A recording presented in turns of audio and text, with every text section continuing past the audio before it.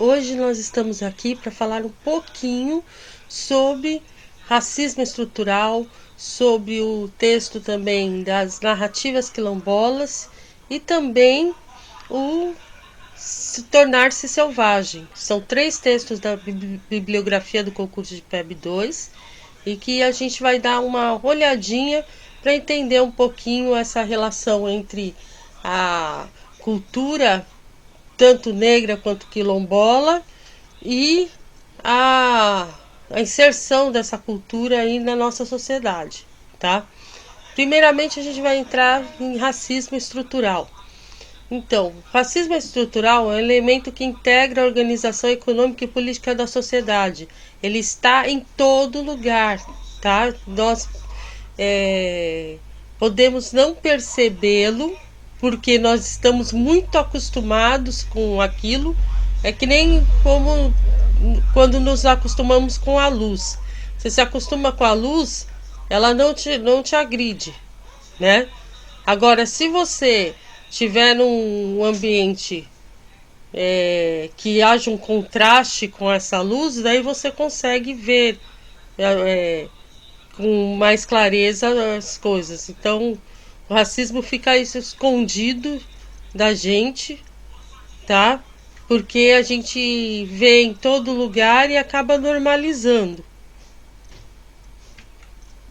Ó, racismo estrutural é quando o preconceito e a discriminação racial estão consolidados na organização da sociedade, privilegiando determinada raça ou etnia em detrimento de outra. Então, esse racismo ele está presente na sociedade, nas nossas ações, e muitas vezes a gente nem percebe que isso está acontecendo, parece o normal da sociedade, tá? Exemplos das manifestações, olha só: prevalência de negros e pardos nas camadas menos favorecidas economicamente. Se você vir uma amostra de população dos mais ricos e uma amostra de população dos mais pobres, você vai ver essa diferença da presença de negros e pardos sendo muito maior no extrato menos favorecido da sociedade, tá? Por exemplo, até pouco tempo atrás, você entrar numa universidade, a maioria das pessoas da universidade iam ser brancas, tá? Ou com pele, cor de pele pardo muito próximo do branco, né? E hoje em dia, com as ações afirmativas que são uma forma de enfrentamento desse racismo estrutural, mais pessoas negras e pardas estão entrando nessa universidade e tornando esse lugar plural. Essa branquitude da universidade foi causada por quê? Por esse racismo estrutural, tá certo? Outro tipo de manifestação é a quase ausência de negros em cargos altos de chefia, tá? Se você pegar os grandes escalões, os CEOs das empresas, tem poucos CEOs que são negros ou pardos, sendo que na população em geral eles são a maioria, tem uma expressividade muito grande em questão populacional. Formas de enfrentamentos desse racismo, desse tipo de racismo, são as cotas raciais, tanto em universidades, que nem eu falei, que elas estão melhorando o cenário, tornando mais próximo do proporcional a presença de pessoas negras e pardas nos bancos das universidades, dos concursos também, tem algumas cotas para os concursos, que é muito importante que tenha em todos os concursos, porque até nos níveis mais altos, nos concursos mais concorridos, mais difíceis aí de passar, que tenham pessoas também representantes dessa das camadas menos favorecidas aí em questão de racismo estrutural, que nem os negros, os indígenas, por exemplo, que precisam estar representados também nesses espaços de emprego e espaços inclusive decisórios. Empregos públicos e privados, né? No, no texto sobre racismo estrutural, um dos textos que eu consultei também tinha até o caso da Magazine Luiza, que estava fazendo uma seleção aí de profissionais com um perfil de negros e pardos também, para ter uma equalização aí das oportunidades. Uma coisa interessante que na esfera pública a gente consegue inserir com mais facilidade, na iniciativa privada você depende mais de uma boa vontade dos empreendedores aí. E é uma boa ação que, que vai de encontro a ter maior justiça nas oportunidades, certo? Nas eleições, eu li alguma coisa sobre colocar nas eleições cotas para negros e pardos também, para que tenha uma representatividade maior. Eu não sei se isso era projeto ou se já existe esse tipo de cota, né? Como existe uma cota também para mulheres.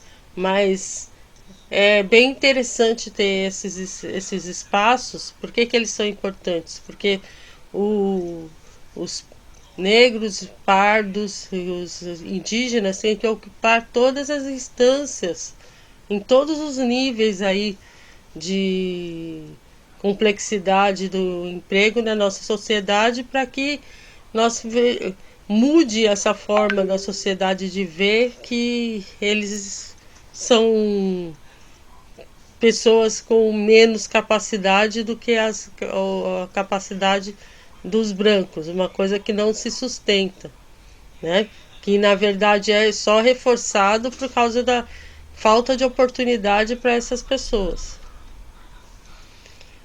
O outro texto que a gente tem, né, no concurso, Tornar-se Selvagem, foi escrito por uma autora guarani, e ela coloca um pouco desse resgate da cultura dela, né?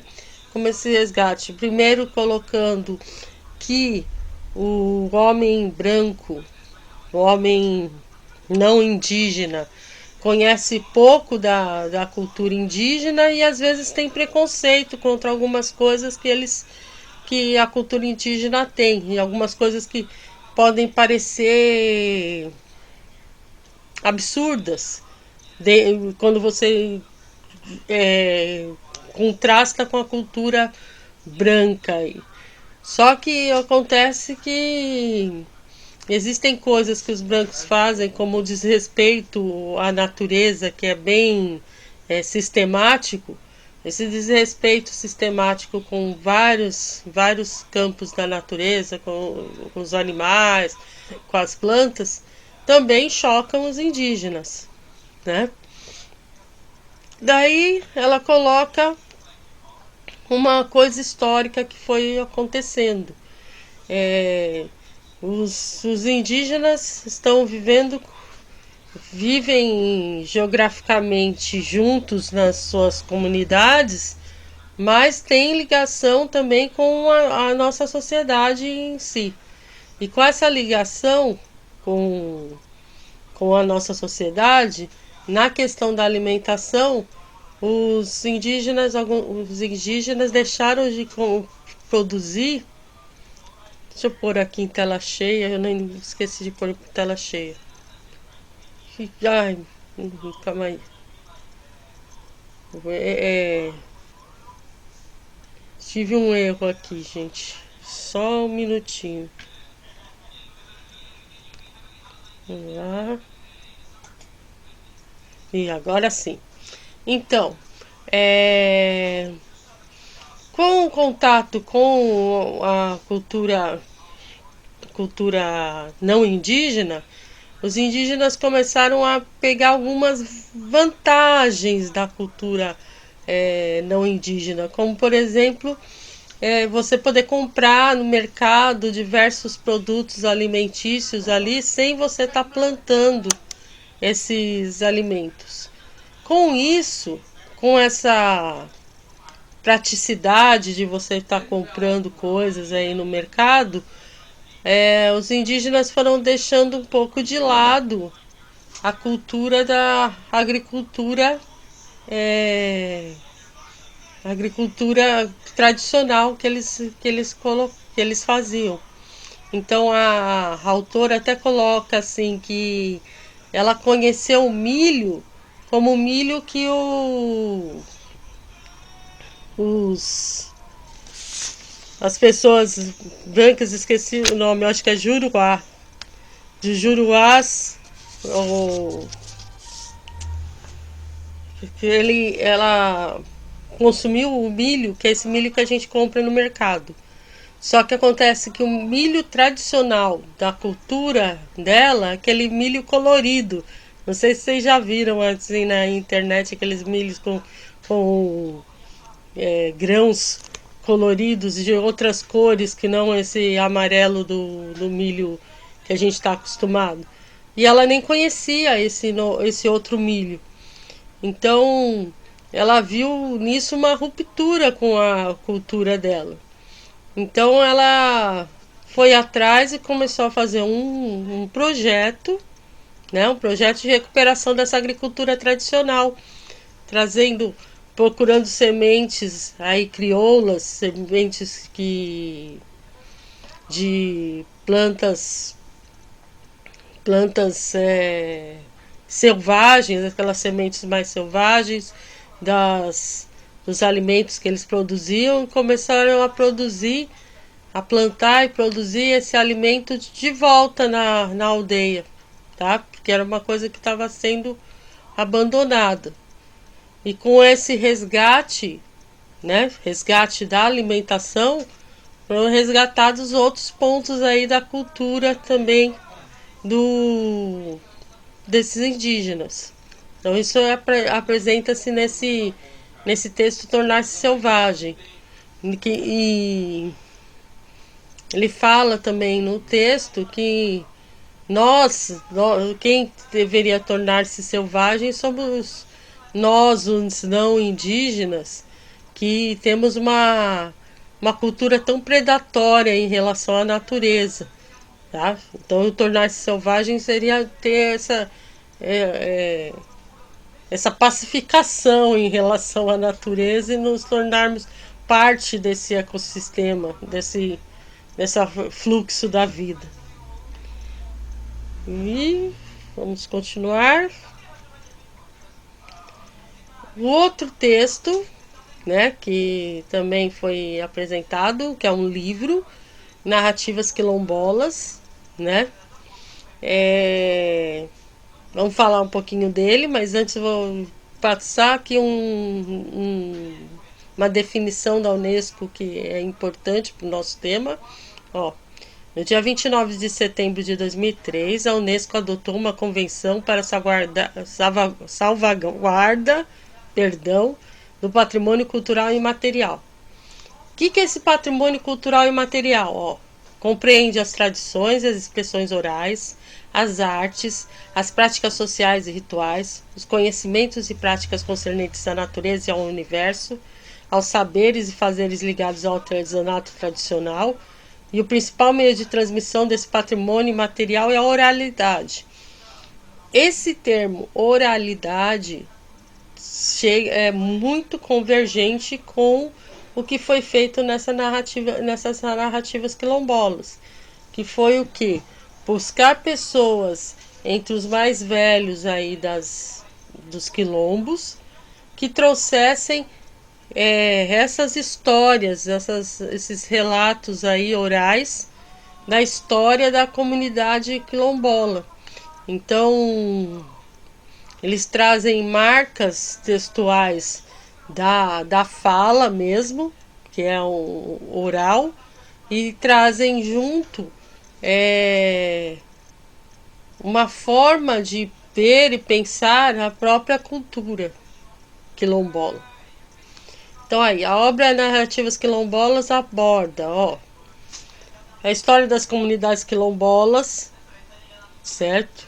A relação da terra com a terra e a natureza, que os quilombolas têm uma relação muito mais íntima aí com a terra e a natureza, na questão de plantar, de ter as suas culturas com sementes selvagens, né? Não são essas sementes transgênicas aí da Monsanto, né? São é, uma, uma forma de agricultura que agora no nosso contexto está sendo até disruptiva, porque é, hoje as grandes corporações de sementes transgênicas vendem muito dessas sementes e fica espalhado por vários locais esses materiais transgênicos. E eles têm as sementes crioulas, que são as sementes obtidas a partir de outras plantas, né? Das plantas originais que dão essas sementes na natureza sem manipulação genética. Tradições e crenças. Então a obra de Narrativas Quilombolas também fala das tradições e das crenças. Eu vi, por exemplo, uma história lá de como eram feitas as transições de passagem na morte, né? Diz que tinham que levar o morto para o local onde ele ia ser enterrado, carregando numa esteira, e essa esteira nunca podia trocar o chão. Se as pessoas cansassem, elas tinham que trocar de lugar ali, mas sem deixar o corpo descansar no chão, porque se ele fosse para o chão, aquela região que o corpo descansou ia ficar mal assombrada, né? O costume de também ter bebidas no funeral, e outros tipos de tradições aparecem também. Então, essa é uma da morte, mas existem outras tradições, crenças às religiões ligadas à cultura africana, que são diferentes da cultura da religião cristã. Já tem outras ideias, outras formas de se relacionar com a divindade, etc. E desafios e lutas pela preservação da cultura e da identidade. Isso também é apresentado, né? Que o Quilombo já é um local de resistência, né? E que ele se continua com aquela comunidade que foi formada numa situação de luta já, que era uma resistência contra o sistema que os oprimia, e continua sendo uma luta para continuar preservando ali a cultura e a identidade sem se perder dentro da cultura europeia, né? Vamos lá para frente.